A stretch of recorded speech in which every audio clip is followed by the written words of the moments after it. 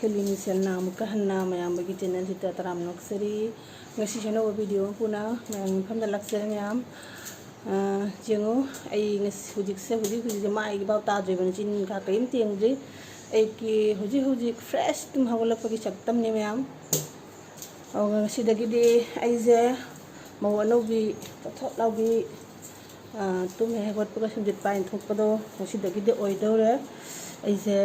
job ano ma change ba ngasidagi aigi keno join tawre chakri je aduna yengbinala si mayam object se aigi job ano basiga aigi npi gi job ti asini ado sumjit hana pain thoy do mayam sumjit dule na video da waru bi bato bi gano dugi tamak kai haitare ngakpiu haitare ado khogi nupi khogi job ti asem job ti ketawni sumjite hana hori tum hagot paga ado ngosidagi anoba job change mayam sumjit sitli hoji sewai sitli asidagi ayu mantana hagot chana aise thabak pabi mawano bi haido ngosidagi oidaure bani job anoba changa bani nangna bataw hona bada tawbado ado lagok khabai bo ngasi ahamba job se ngasi ni chuti ni te hana haure ngasi Friday ni ngasi Rabindranath Tagore gi keno ne ba birthday ni do birthday do aduna chuti ni school office kai noite aduna khatang na ta na wai sitli bani phajana pungkhai ma phare na sitli se na hangai yin pi macha helpan pi macha aduna sit pa khut pa do kanghalu khajau de ba ngasi di phajana kanghalu ka sitla na khotla na pungkhai mandi hele na sit kalai je mathak makha siri diri ga si kari ga se loina stair ga se loina sitna kumthara ibani da ngasi dagi de na loina tawdora bani mayam ado ngasi dagi di takhil je hanu thangda ukai tak pai do oidaure na hawa dinge jadi keno jam ngai na hadi tum hawat paga isum batum da changba keno do adu oye ba sum wai sit pa wai te ba loina ma ki bichalon to bi bani na ado masu hojikti keno haire mak ngasi dagi di la aroi habdi keno ta hore ba thawak se ta hollaroi aduna ngasi dagi de aina loina tawrani mayam ado aina video na kar matam da namdoi ba ja na kar matam da ngasi de ano ba chakri je thawak se na una join tawni na khar ni di ai kha adjust to wa dauri ado hiyeng ngasi mayam ai jing sumji chitli karna sumji chitli bani do mathak to si tharak ko mayam ni sina si mathak to loina si tharai bani hoji de mathang da wai te kani wai ne ate thabak ti waje aduk jam khallu de wai te basine akhoi di hakchang je parap taw bani na ne papa law bani na do wai te baje khara waje ya ba do stick moi stick ne tai bodo haina de bodo tai budi tai ri minong khadok keno do budi tai ri bani ne ado hoji regular tai do bani na ado stick na tai bodo kuna ka chen jau de ye hina de ba ado pailite famna no dhana tai baje khara wajai hakchanga pukka je khara gymda jatna khara komai da jaroi dori natradi exam no bera ta dori gymda chatpa nangoroi dori tinokti gi sitok sijin te thok sin jiga sum marane komi jarani ado yeng si mayang masi gi video je mathang ai wai sumjit sit pa jale sin sina ibung namda sitorak ne khangkhalo khadai do anong bagi mawano bigi sin dori ngasi dagi na hawari ngadana ai gi nupi macha thabak sura man nupi macha do kuire bani man lei se ai cha nupi ne puknung da thamanga surak padagi ne thamanga mirolinge dagi mase lei bani ba do ai cha nupi je huji 15 plus oire sehi tara manga hele bani sehi tara to pharak to re ba mana sehi tara to phare hai tar sehi tara to phare mana lei se nungsulung aite masulung aitre aisu pudi kayim ni bita aikse khara hadi angangi school gi kantau khaga adu gi de lo sharak panina adu ai na thokhaga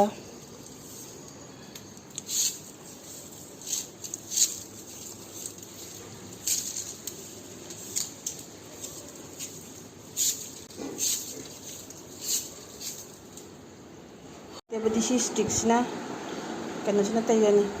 ꯑꯗꯣ ꯁꯤ ꯗꯔꯀꯥꯔ ꯇꯥꯗꯕꯅꯤ ꯃꯔꯛ ꯃꯔꯛꯇ ꯅꯣꯡꯒꯤ ꯏꯁꯤꯡꯒ ꯃꯉꯣꯟꯗ ꯍꯩꯖꯤꯜꯂꯒ ꯑꯗꯨꯒ use ꯇꯧꯕꯅꯦ ꯍꯥꯏꯕꯁꯦ ꯃꯄꯥꯟꯗ ꯁꯨꯝ ꯊꯝꯕꯗꯣ ꯖꯣꯡꯈꯥꯔꯒ ꯆꯥꯅ ꯂꯣꯏꯔꯦ ꯁꯨꯝ ꯁꯤꯖꯤꯟꯅꯗꯕꯅꯤꯅꯅꯦ ꯉꯁꯤꯗꯤ ꯑꯁꯤꯅ ꯁꯅꯥ ꯑꯣꯜꯂꯦ ꯑꯁꯤꯅ ꯁꯨꯝ ꯇꯧꯕ ꯇꯥꯔꯦ ꯉꯁꯤꯗꯤ ꯑꯗꯣ ꯁꯤꯅ ꯇꯧꯔꯒꯦ ꯁꯤꯅ ꯑꯣꯏꯅ ꯑꯗꯨꯝ ꯑꯩꯒꯤ ꯈꯨꯠ ꯁꯦꯝꯃꯒꯦ ꯎꯄꯥꯏ ꯂꯩꯇꯦ ꯑꯁꯤꯅ ꯑꯣꯏꯅ ꯁꯨꯝ ꯇꯩꯔꯒꯦ ꯉꯁꯤꯗꯤ ꯀꯣꯟꯅ ꯑꯐꯕ ꯈꯔ ꯐꯖꯕ ꯑꯃ ꯂꯩ ꯇꯥꯔꯦꯕ ꯑꯃꯁꯨ ꯂꯩꯔꯤꯕꯅꯦ ꯑꯗꯨ ꯁꯤꯖꯤꯟꯅꯗꯅꯅꯦ ꯁꯨꯝ ꯃꯄꯥꯟꯗ ꯂꯩꯅ ꯅꯣꯁꯇ ꯑꯣꯏꯔꯦ ꯑꯗꯨꯁꯨ ꯁꯨꯝꯗꯣꯛ ꯈꯣꯠꯇꯣꯛꯅ ꯇꯩꯔꯒ ꯃꯌꯥꯝ ꯚꯤꯗꯤꯑꯣ ꯂꯧꯅ ꯂꯩꯔꯗꯤ ꯉꯁꯤ ꯑꯣꯏꯔꯔꯣꯏ ꯊꯕꯛꯁꯦ ꯑꯗꯨꯅ ꯋꯥꯏ ꯅꯨꯡ ꯇꯩꯕ ꯂꯣꯏꯔꯒ ꯏꯔꯨ ꯃꯥꯏꯊꯕ ꯂꯣꯏꯔꯒ ꯑꯗꯩ ꯎꯅꯔꯁꯤ ꯃꯌꯥꯝ ꯉꯁꯤꯒꯤ ꯊꯕꯛꯁꯦ ꯉꯁꯤꯗꯤ ꯂꯣꯏꯅ ꯎꯠꯂꯛꯑꯒꯦ ꯃꯌꯥꯝꯗ ꯃꯊꯪ ꯑꯗꯣ ꯋꯥꯏ ꯅꯨꯡ ꯇꯩꯅ ꯂꯣꯏꯔꯒ ꯏꯔꯨ ꯃꯥꯏꯊ ꯂꯣꯏꯔꯒ ꯄꯨꯖꯥ ꯇꯧꯕꯗ ꯀꯔꯤꯗ ꯌꯦꯡꯅꯔꯁꯤ ꯃꯌꯥꯝ ꯃꯊꯪ ꯑꯗꯣ ꯉꯁꯤꯗꯤ ꯂꯣꯏꯅ ꯎꯠꯂꯛꯇꯣꯏꯅꯦ ꯉꯁꯤ ꯀꯩꯀꯩ ꯊꯕꯛ ꯇꯧꯔꯦ ꯑꯗꯣ ꯉꯁꯤꯗꯩ ꯊꯕꯛ ꯐꯕꯤ ꯃꯧ ꯍꯥꯏꯗꯣ ꯑꯣꯏꯗꯣꯔꯕꯅꯤ ꯉꯁꯤꯗꯒꯤ ꯃꯌꯥꯝ ꯌꯦꯡꯉꯁꯤ ꯑꯗꯣ ꯋꯥꯏ ꯅꯨꯡ ꯇꯩꯕ ꯂꯣꯏꯔꯒ ꯍꯣꯔꯦꯟ ꯏꯔꯨ ꯃꯥꯏꯊꯕ ꯃꯇꯝꯗꯨꯗ ꯑꯗꯨꯒꯩꯗꯤ ꯎꯅꯔꯁꯤ ꯑꯗꯣ ꯍꯧꯖꯤꯛꯁꯦ ꯑꯩ ꯁꯨꯝ ꯊꯕꯛ ꯇꯧꯗꯅ ꯑꯌꯨꯛꯁꯦ ꯑꯩ ꯁꯨꯝ ꯚꯤꯗꯤꯑꯣꯁꯦ ꯃꯌꯥꯝꯒꯤ ꯋꯥꯆ ꯇꯧꯕꯁꯦ ꯊꯥꯗꯣꯛꯅ ꯊꯝꯃꯦꯕ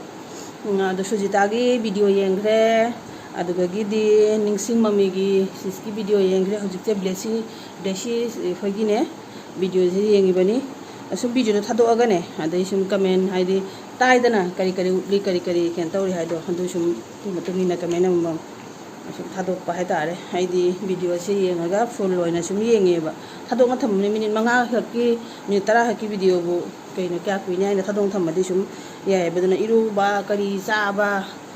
ꯆꯥꯛ ꯊꯣꯡꯕ ꯑꯗꯨ ꯁꯨꯝ ꯂꯩꯔꯕꯅꯦ ꯑꯩꯒꯤ ꯚꯤꯗꯤꯑꯣꯁꯦ ꯑꯣꯟ ꯑꯣꯏꯅ ꯑꯗꯩ ꯖꯤꯑꯣꯁꯨ ꯂꯩꯕꯅꯤꯅꯅꯦ ꯖꯤꯑꯣ ꯐꯥꯏꯕꯔꯁꯨ ꯅꯦꯠꯀꯤꯗꯤ ꯄ꯭ꯔꯣꯕ꯭ꯂꯦꯝ ꯂꯩꯇꯦ ꯑꯗꯨꯅ ꯁꯨꯝ ꯊꯥꯗꯣꯛꯅ ꯊꯝꯃꯕꯅꯤ ꯍꯧꯖꯤꯛ ꯕ꯭ꯂꯦꯁꯤꯒꯤ ꯚꯤꯗꯤꯑꯣꯁꯦ ꯊꯥꯗꯣꯛꯏ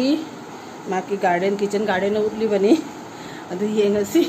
ꯃꯌꯥꯝ ꯏꯔꯨ ꯂꯣꯏꯔꯒ ꯃꯌꯥꯝꯒꯤ ꯃꯊꯪ ꯊꯕꯛ ꯇꯧꯗꯅ ꯃꯌꯥꯝꯒꯤ ꯃꯊꯪ ꯑꯞꯗꯦꯠ ꯂꯥꯛꯄ ꯚꯤꯗꯤꯑꯣꯁꯤꯡꯗꯣ ꯂꯣꯏꯅ ꯌꯦꯡꯉꯅꯤ ꯑꯗꯨꯗꯒꯤꯗꯤ ꯀꯣꯟꯅ ꯏꯔꯨ ꯃꯥꯏꯊ ꯂꯣꯏꯔꯒ ꯄꯨꯖꯥ ꯇꯧꯕꯒꯤ ꯃꯇꯥꯡꯗꯨꯒ ꯑꯃꯨꯛ ꯎꯅꯔꯁꯤ ꯃꯌꯥꯝ ꯐꯪꯅꯔꯁꯤ ꯊꯝꯃꯒꯦ ꯉꯥꯏꯍꯥꯛ ꯂꯦꯠꯁ ꯕ꯭ꯔꯦꯛ ꯄꯤꯕ ꯒꯥꯏꯗ ꯇꯥꯔꯦ ꯑꯩꯒꯤꯁꯦ ꯌꯥꯝ ꯏꯔꯨ ꯃꯥꯏꯊꯅ ꯂꯣꯏꯔꯦ ꯍꯧꯖꯤꯛꯁꯦ ꯀꯩꯅꯣ ꯇꯧꯋꯦ ꯍꯧꯖꯤꯛ ꯐꯤ ꯐꯧꯔꯅꯤ ꯃꯊꯛꯇ ꯂꯥꯏꯒꯤ ꯂꯩ ꯍꯦꯛꯎꯔꯅꯤ ꯑꯗꯩ ꯄꯨꯖꯥ ꯇꯧꯕ ꯂꯣꯏꯔꯒ ꯑꯗꯩ ꯇꯤꯐꯤꯟ ꯕ꯭ꯔꯦꯛꯐꯥꯁ ꯁꯦꯝꯗꯣꯏꯅꯦꯕ ꯉꯁꯤꯗꯤ ꯑꯣꯐꯤꯁ ꯂꯩꯇꯕꯅꯤꯅ ꯆꯥꯛ ꯊꯣꯡꯉꯔꯣꯏ ꯑꯗꯣ ꯃꯌꯥꯝ ꯌꯦꯡꯉꯁꯤ ꯃꯊꯛ ꯀꯥꯔꯛꯑꯦ ꯐꯤ ꯕꯥꯜꯇꯤꯟꯁꯤꯃ ꯁꯨꯊꯔꯦ ꯁꯤ ꯐꯧꯈꯤꯒꯦ ꯑꯗꯒꯤ ꯂꯩꯗꯨꯁꯨ ꯍꯦꯛꯑꯒ ꯀꯥꯗꯧꯔꯕꯅꯤ ꯄꯨꯖꯥ ꯇꯧꯅꯕꯒꯤ ꯃꯌꯥꯝ ꯍꯧꯖꯤꯛꯁꯦ ꯄꯨꯡ 9:30 ꯍꯦꯟꯈ꯭ꯔꯦ ꯊꯦꯡꯈ꯭ꯔꯦ ꯊꯕꯛ ꯃꯌꯥꯝꯁꯦ ꯂꯣꯏꯁꯤꯜꯂꯛꯄꯗ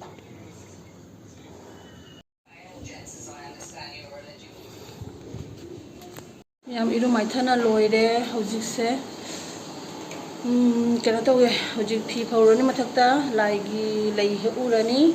ꯑꯗꯩ ꯄꯨꯖꯥ ꯇꯧꯕ ꯂꯣꯏꯔꯒ ꯑꯗꯩ ꯇꯤꯐꯤꯟ ꯕ꯭ꯔꯦꯛꯐꯥꯁ ꯁꯦꯝꯗꯣꯏꯅꯦꯕ ꯉꯁꯤꯗꯤ ꯑꯣꯐꯤꯁ ꯂꯩꯇꯕꯅꯤꯅ ꯆꯥꯛ ꯊꯣꯡꯉꯔꯣꯏ ꯑꯗꯣ ꯃꯌꯥꯝ ꯌꯦꯡꯉꯁꯤ ꯄꯨꯖꯥꯗꯤ ꯂꯣꯏꯔꯦ ꯍꯧꯖꯤꯛ ꯕ꯭ꯔꯦꯛꯐꯥꯁ ꯁꯦꯝꯃꯅꯤ ꯑꯩꯁꯦ ꯉꯁꯤꯗꯤ ꯏꯁꯥꯒꯁꯦ ꯈꯪꯖꯥꯡꯕ ꯑꯗꯨꯃꯥꯏꯅ ꯇꯧꯔꯤꯍꯦ ꯊꯕꯛ ꯃꯌꯥꯝꯁꯦ ꯇꯧꯔꯛꯄꯁꯤꯗ ꯑꯩꯁꯦ ꯁ꯭ꯂꯤꯝ ꯑꯣꯏꯗꯣꯔꯦ ꯀꯇ꯭ꯔꯤꯅꯥ ꯀꯦꯞ ꯑꯣꯟꯕ꯭ꯔꯥ ꯈꯪꯗꯦ ꯍꯟꯗꯛꯇꯤ ꯉꯁꯤꯗꯤ ꯕ꯭ꯔꯦꯛꯐꯥꯁꯁꯦ ꯆꯥꯎꯃꯤꯟ ꯑꯣꯏꯅ ꯁꯦꯝꯃꯅꯤ ꯏꯆꯥꯅꯨꯄꯤꯁꯦ ꯇꯟ ꯑꯣꯏꯔꯗꯤꯅꯦ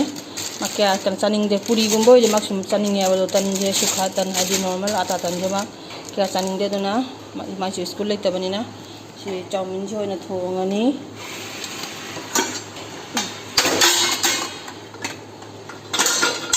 si dia tare yang si pan makai butang kung tara de mo maki tuition mo mangdo ba kang de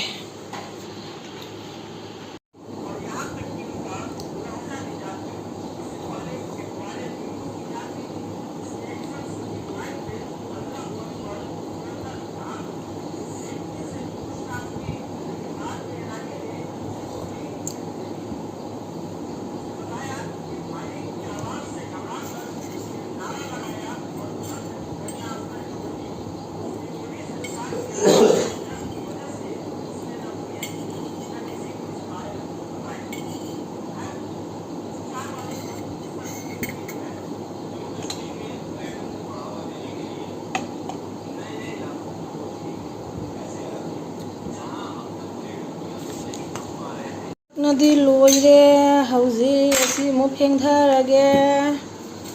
ꯃꯌꯥꯝꯁꯦ ꯑꯁꯤ ꯂꯣꯏꯔꯒ ꯐꯃꯨꯡ ꯐꯥꯅꯨꯡ ꯂꯣꯏꯁꯟꯗ꯭ꯔꯦ ꯍꯥꯏꯗꯤꯅꯦ ꯃꯣꯏ ꯉꯁꯥꯏꯗꯩ ꯑꯩꯅ ꯍꯧꯒꯠꯅ ꯂꯣꯏꯁꯟꯕꯗꯅꯦ ꯃꯣꯏ ꯍꯧꯒꯠꯅꯗ꯭ꯔꯤꯑꯕ ꯂꯣꯏꯅ ꯅꯤꯡꯊꯧ ꯃꯆꯥ ꯉꯥꯛꯇꯅꯤꯅ ꯍꯧꯖꯤꯛ ꯋꯥꯏꯇꯅꯦ ꯍꯧꯒꯠꯅꯔꯛꯏꯁꯦ ꯆꯥꯔꯝꯗꯥꯏ ꯃꯇꯝꯁꯤꯗ ꯐꯤꯁ ꯑꯃꯠꯇ ꯂꯩꯇꯕꯅꯤꯅ ꯂꯣꯏ ꯇꯨꯝꯃꯦꯕ ꯑꯗꯣ ꯐꯃꯨꯡꯒ ꯂꯣꯏꯁꯟꯗ꯭ꯔꯤ ꯐꯤꯀꯣꯟꯁꯦ ꯐꯦꯡꯗꯣꯛꯑꯝꯃꯒ ꯐꯃꯨꯡ ꯐꯥꯅꯨꯡ ꯂꯣꯏꯁꯜꯂꯨꯗꯣꯏꯅꯤ ꯑꯗꯨ ꯃꯇꯨꯡꯗ ꯑꯃꯨꯛ ꯆꯥꯛ ꯊꯣꯡꯕ ꯃꯇꯝ ꯌꯧꯔꯛꯑꯦ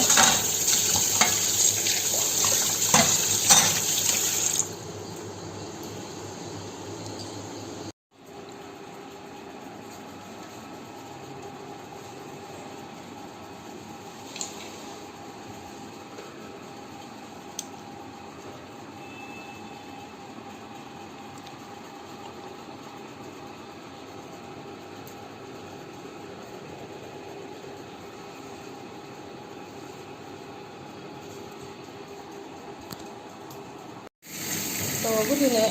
ꯌꯨꯝꯒꯤ ꯊꯕꯛꯄꯨꯗꯤ ꯀꯔꯤꯝ ꯂꯩꯕ ꯅꯠꯇꯦꯕ ꯁꯨꯝ ꯋꯥꯏ ꯁꯤꯠꯄꯒ ꯀꯣꯟ ꯐꯦꯡꯕꯒ ꯆꯥꯛ ꯊꯣꯡꯕꯒ ꯑꯁꯤ ꯈꯛꯇꯅꯤ ꯑꯗꯣ ꯍꯥꯏꯕꯗꯤ ꯑꯩꯅ ꯊꯣꯛꯈꯤꯕꯗ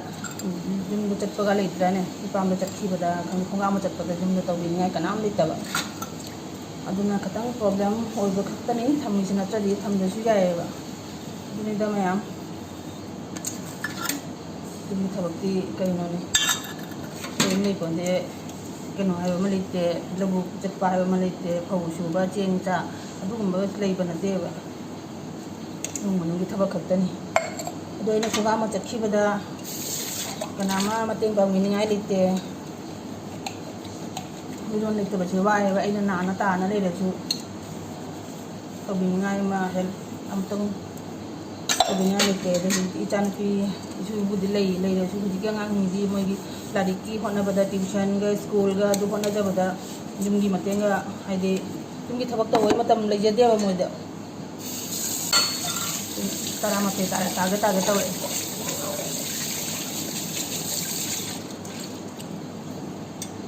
ꯉꯁꯤꯒꯤ ꯍꯤꯟꯖꯥꯡꯁꯤꯗꯤ ꯉꯥꯇꯦꯟ ꯑꯣꯏꯅ ꯊꯣꯡꯉꯦ ꯄꯥꯞꯗꯥ ꯑꯣꯏꯅ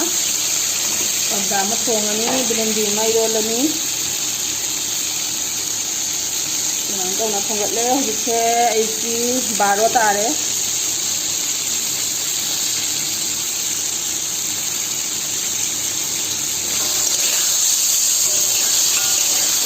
ꯉꯁꯤ ꯊꯕꯛ ꯂꯦꯞꯇ꯭ꯔꯦ ꯄꯣꯊꯥꯗ꯭ꯔꯦ ꯍꯥꯏꯇꯥꯔꯦ ꯉꯥꯏꯍꯥꯛ ꯐꯥꯎꯅ ꯁꯦꯀꯦꯟ ꯐꯥꯎꯅ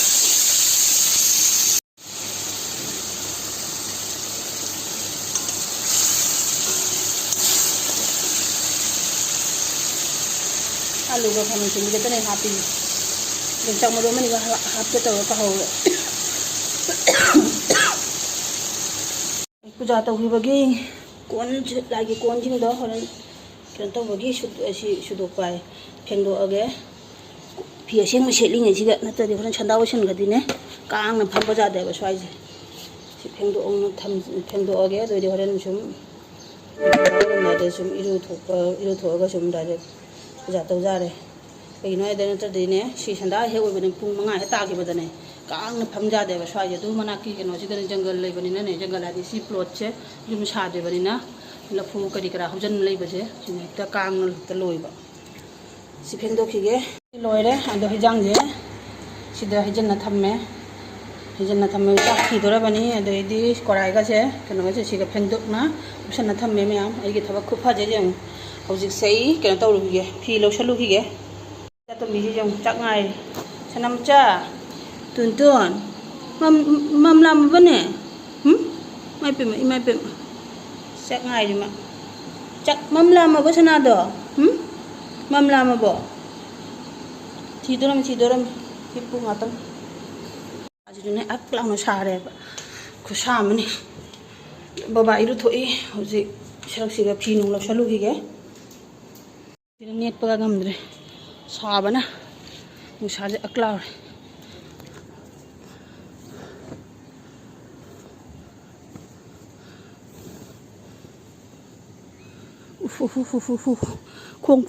खोंपोए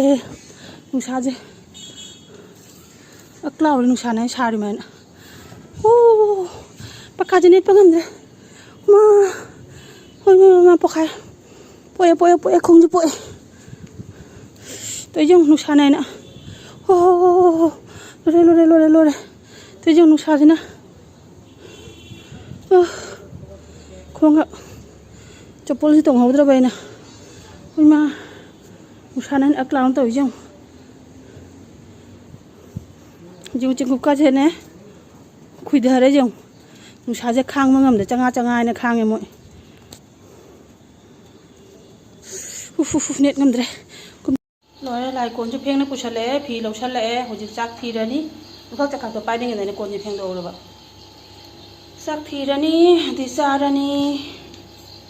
Hồi chụp chắc tuột na cuốn nung phèn nó lôi đấy. Hồi chụp xe ibu mangon sito aga, iru mai thật thôi ní. Adu ini ngahak matung do desum sandagi calon ba matam do tauba matam haure de disum adu ngahak matung desum yang chắc thongoi matam haure ne ba. Ado sing dudi mayam ngasi ucararege aigi video se ngasi ti matang site lotion jarage mayam aigi video se nungai bredi like share comments to biramu phaja ba anobo biba tara digi channel sita subscribe to biramu next video da amka unarasi mayam tata.